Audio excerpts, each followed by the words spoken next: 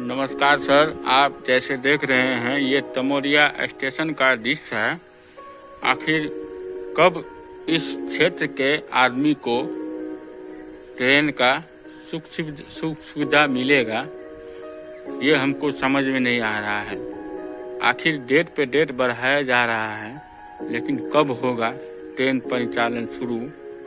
जब होगा तभी जाकर हमको दिल में संतुष्टि मिलेगा कि हाँ, ट्रेन परिचालन शुरू हुआ है। ये तमोरिया स्टेशन का दृश्य है।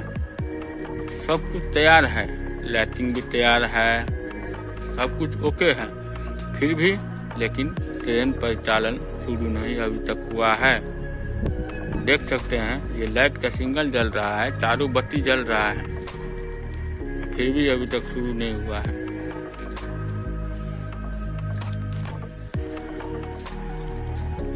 देख सकते हैं ये तमोरिया स्टेशन का दृश्य है।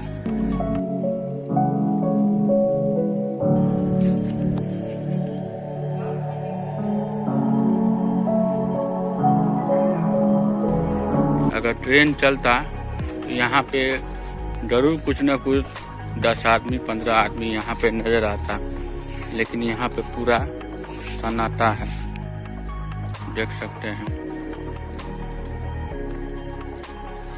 ये हो गया निर्मली का दृश्य। इससे पहले हम दिखाए थे झंझारपुर तमोरिया का दृश्य। सब कुछ ओके है, फिर भी यहाँ पे ट्रेन परिचालन शुरू नहीं हो रहा है।